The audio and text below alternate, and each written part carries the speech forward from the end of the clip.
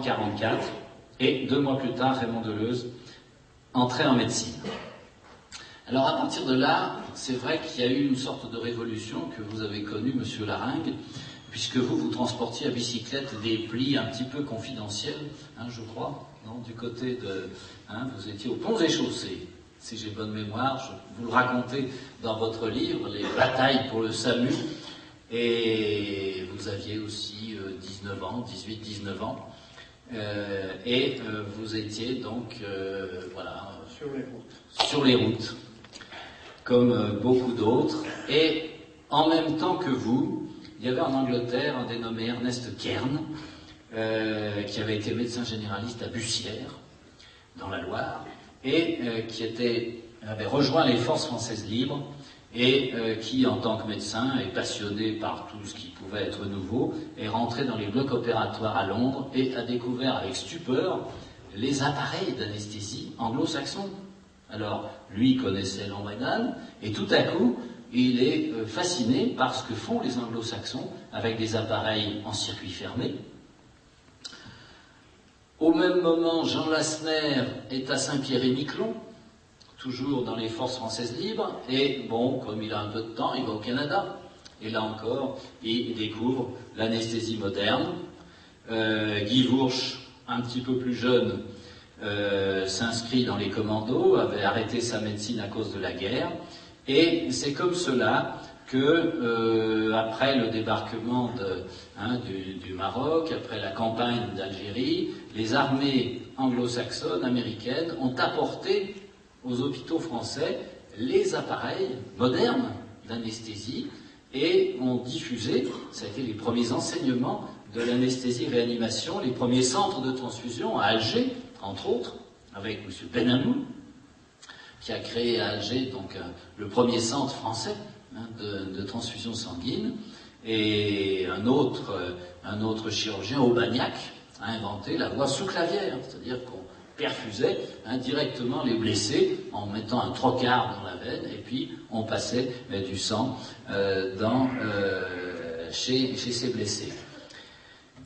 Un certain nombre d'infirmières escortaient les équipes médicales et chirurgicales. Il y a peut-être des visages que vous avez connus, Madame Fraisse, je ne sais pas. On les appelle les Rochambelles, de la 2e division blindée. D'autres chirurgiens ont suivi le mouvement et ont découvert avec stupeur donc, ces fameux appareils donc, qui étaient avec les équipes chirurgicales, et découvrent le Heidbrink, qui était parachuté. C'est pour ça que vous avez dans le hall un parachute. Un certain nombre d'entre vous ont dû se dire, mais qu'est-ce qu'ils ont foutu un parachute? Eh bien, c'est tout simplement parce que les maquisards recevaient donc par parachute donc ces caisses d'anesthésie. Est-ce qu'ils savaient s'en servir? Je n'en sais rien, je n'en suis pas sûr, mais toujours est-il donc que le Heidbrink était parachuté. Et puis dans les surplus américains, on trouvait cette magnifique table de Fourier, vous avez pu admirer donc dans notre salle d'opération reconstituée. Et malheureusement, 1950, on a toujours l'Ambredan qui fait de la résistance. Et dans beaucoup d'hôpitaux et de cliniques, on continue à se servir de l'éther jusqu'au 18 novembre 1948, qui est le prétexte de notre réunion donc, de ce soir, puisqu'il y a 60 ans, donc le 18 novembre 1948, était créé le diplôme, voilà l'acte de naissance d'un diplôme d'anesthésiste réanimateur. Le titre n'est pas anodin pour les anesthésistes qui sont là, parce que le terme réanimateur a été supprimé l'année suivante. Et il en est découlé une belle bataille à laquelle vous avez participé, Monsieur Laringue, pour faire reconnaître. Il a fallu attendre 1966 pour que le terme réanimateur réapparaisse et soit accolé donc au terme de l'anesthésie, alors qu'il aurait été si simple de garder tout simplement, ça aurait évité bien des batailles avec M. Vollard, entre autres. À Paris, ça aurait évité bien des batailles et des luttes fraternelles. Voilà. Et à ma droite, Madame Fraisse, vous avez prévenu, moment d'émotion, puisque c'est votre diplôme. C'est votre diplôme, donc délivré le 30 juin 1949, le diplôme ayant été créé donc en 1948, l'année suivante, Madame Fraisse a fait partie donc des 5 premiers diplômes d'anesthésie, réanimation. Donc vous étiez une vraie anesthésiste réanimateur, parce qu'après il n'y avait plus que le diplôme d'anesthésie. L'anesthésiste des hôpitaux était médecin, on a supprimé un peu après maintenant. C'était anesthésiste réanimateur des hôpitaux. Anesthésiste réanimateur des hôpitaux, ça me paraît naturel. Et après, ça a été supprimé. Après, ça a été supprimé. Alors, Mathieu Clauson, je crois qu'il a une question à vous poser. Mais comment faisait-on? Mais c'est vrai que je suis parmi les plus jeunes, que mes maîtres ne sont pas si vieux que ça, mais tout ce qu'ils m'ont raconté de leurs premières années et de la moitié de leur carrière, m'a toujours beaucoup étonné. Notamment, j'ai l'impression sur le matériel. Est-ce qu'il y a une évolution, qu'elle soit technique, pharmacologique ou peut-être d'organisation, qui vous a vraiment transformé, bouleversé votre pratique quotidienne? Est-ce que vous avez le souvenir qu'il y ait un fait précis dans votre carrière qui ait changé au quotidien votre pratique? C'était l'arrivée des premiers appareils, des premiers anesthésiques, qui n'étaient même pas des appareils de redressement, et pas de respirateur, si vous voulez. On ballonnait à la main pendant des heures, le malade. En particulier, on avait chirurgie thoracique. des débitmètres et puis on ballonnait à la main. On ballonnait pendant des heures. Alors effectivement, ça fait sourire aujourd'hui, mais c'était surtout l'arrivée des respirateurs, en effet, à transformer notre métier. Oui. Et avec l'œil qui surveillait. Avec eux, l'œil qui surveillait, tout seul. L'œil, un appareil à tension et le pouls, et c'était tout. Et c'est tout. Et la pupille. Voilà, on surveillait. Alors effectivement, c'est la chirurgie thoracique. C'est la chirurgie thoracique qui, l'anesthésie permettait quand même, on va dire, cette audace, mais quand on a commencé à ouvrir les thorax, là, effectivement, les chirurgiens se sont rendus compte qu'il fallait peut-être quand même que ce soit des médecins qui s'occupent de l'anesthésie. Et là encore, la France avait 50 ans de retard, puisque le premier collège des anesthésistes, des anesthésistes anglais à Londres date de 1893 ou 14. Marie-Thérèse Cousin au secours. Donc voilà, donc de la fin du 19e siècle, parce que les Anglais sont très pragmatiques. Hein. Il faut bien comprendre qu'après les premiers décès, ils se sont dit on ne peut pas confier ça à n'importe qui, justement. Et c'est comme ça que les premiers médecins, et entre autres John Snow, dont vous avez pu admirer l'admirable gravure qui est sur les portes à l'entrée, et l'inhalateur de la jeune fille, fabriqué par John Snow, et c'est vrai que cet inhalateur est tout à fait génial, et John Snow a été le premier médecin à temps plein à se consacrer à l'anesthésie, et c'était en Angleterre. Et c'est vrai que toute la discipline d'anesthésie-réanimation, elle a son origine et ses sources chez les anglo-saxons. Donc la chirurgie thoracique, et là je me retourne vers vous, puisque vous allez nous décrire ce qui se passait chez Paul Santi, quand vous êtes allé en Angleterre, puisqu'on allait à Londres acheter ces fameux appareils. Alors parlez-nous du MIA et de votre traversée de Paris. J'ai rapporté de Londres dans mes bagages et en faute un appareil d'anesthésie, puisqu'il n'y en avait pas, pratiquement pas en France, dans les cliniques en tout cas. Il y avait un appareil à la clinique du Parc, et il y en avait un dans le service de santé, et puis c'était tout. Et puis c'était tout. Et dans la clinique, on amenait nos petits appareils qui étaient... Le MAE, c'était remonté des débitmètres. Tout à fait. Donc des débitmètres. Donc... On pouvait donner de l'éclair, du poteau et de la protection d'azote. Un petit peu de carbogène au passage, un petit peu de CO2 pour stimuler la respiration. Alors là aussi, les anesthésistes vont sourire. Et oui, il y avait le proto, l'oxygène, le cyclopropane qui existait, et le carbogène. On donnait du CO2, du gaz carbonique. Ça stimulait la respiration. C'était formidable. Il respirait de mieux en mieux. Et oui. Voilà. Alors, ce MIA, tout le monde ne peut pas comprendre pourquoi vous étiez passé en fraude. Je dis, c'était la traversée de Paris. Parce qu'alors, voir une jeune femme avec 2 valises bourrées de matériel, rutilant, heureusement, il n'y avait pas de chronomètre, ni qui faisait tic-tac à l'intérieur, et tout simplement en fraude, tout simplement parce qu'il y avait le contrôle d'échange après la guerre. Si vous vous en souvenez, monsieur Laringue, l'inflation, la dévaluation du franc faisait qu'il y avait ce qu'on appelait le contrôle d'échange, c'est-à-dire qu'il était interdit de sortir certaines sommes. Et Madame Fraisse est partie avec ses économies, peut-être aidée par Monsieur Santi, je ne sais pas, pas beaucoup. Et elle est partie à Londres acheter ce fameux émier. Voilà, alors voilà la boîte magique, et voilà ce émier, vous voyez qu'il est beau, hein. On faisait de beaux appareils quand même à l'époque. Voilà, alors voilà l'appareil, et alors, Monsieur Philippe Lépine me racontait que vous n'aviez pas tout ramené, mais qu'à Lyon, donc la maison Lépine, fondée quand même en 1714, hein, quand même, hein, 1714, vous fabriquez les pièces. Les pièces qui manquaient, donc, on les fabriquait à Lyon, quand même, hein, on savait faire. Mais l'appareil lui-même, donc, venait d'Angleterre. Alors là, Paul Santi, avec ses jeunes médecins, donc Germaine Fraisse, Geneviève Grégoire, Simone Gard, hein, Marianne Rademacher, donc elle travaillait chez Malégui, donc pas en chirurgie thoracique, donc il se lance dans la chirurgie thoracique.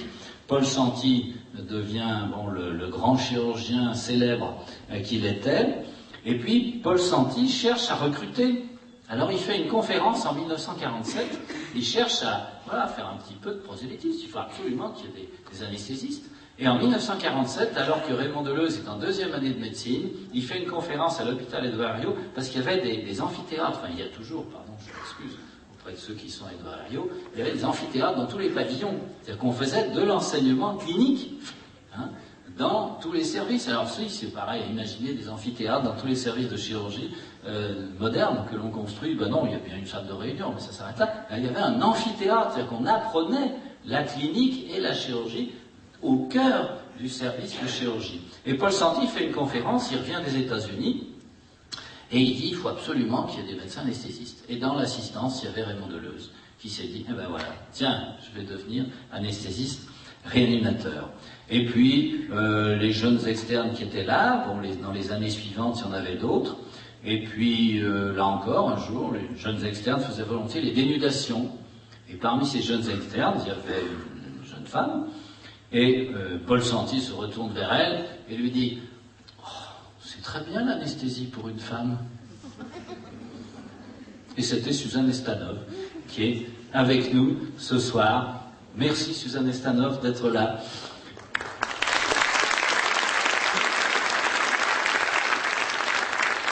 Voilà. Est-ce que vous vous reconnaissez sur cette photo? Ah. Voilà, c'était les premiers enfants bleus opérés chez Paul Santi. Voilà, Suzanne Estanov qui tient dans ses bras une petite fille qui est un petit peu inquiète. Hein. Bon, il y avait peu d'anxiolytiques à l'époque. Et Paul Santi, donc, qui est à côté de vous. Alors, ce qui est assez extraordinaire chez Paul Santi, je ne vais pas vous raconter toute sa vie parce que l'heure tourne, mais à 60 ans, il a fait quand même le voyage aux États-Unis pour apprendre à faire cette chirurgie. À 60 ans, il y en a beaucoup qui commencent à regarder du côté de la porte et de la retraite. À 60 ans, se mettre à apprendre une nouvelle technique, donc la tétralogie de Fallot. Il est allé chez Blalock, chez Madame Hélène Taussig. Voilà, à Blalock, donc dans la Mecque de la chirurgie cardiaque et thoracique, Bernard Ducret qui a trempé là-dedans. Et oui, donc Paul Santi, donc dans les années, voilà, on est dans les années 50, 1947.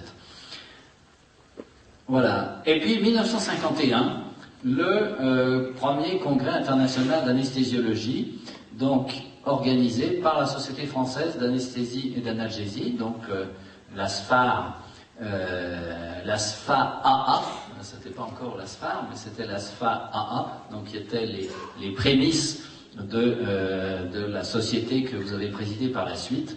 Et ce congrès international d'anesthésiologie, il est très important parce qu'il y avait 2 rapporteurs. Alors vous voyez qu'il n'y a même pas leur nom. À l'époque, on ne mettait pas le nom des...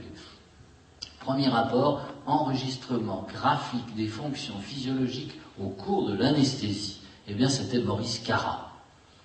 C'était Maurice Carra qui a été fait partie et qui fait partie des grands pionniers de l'anesthésie-réanimation française, qui a fait ce rapport, qui a été la base de toute la physique et de toute la technique d'anesthésie gazeuse, et donc à Paris-Necker, et donc son élève est ici, Jean-Bernard Casala, que je salue. Et puis un deuxième rapport, tout aussi important, entre les curares naturels et les curarisants de synthèse. On commençait à fabriquer des curares, et là encore, rapporteur qui est devenu célèbre plus tard, Pierre Huguenard, que vous avez bien connu, Pierre Huguenard, qui présente ses travaux.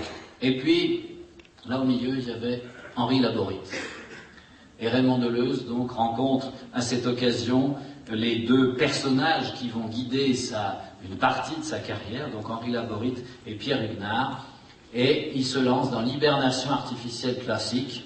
Bon, tout ça est un petit peu compliqué, mais c'est vrai que refroidir les gens, c'était quand même quelque chose d'assez extraordinaire. Et voilà une photo qui est d'ailleurs dans notre exposition d'une chambre d'hibernation.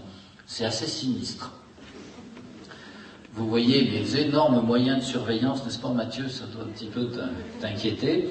Le brave opéré qui est totalement immobile parce qu'il est hiberné, il est sous neuroleptique, les phénothiazines.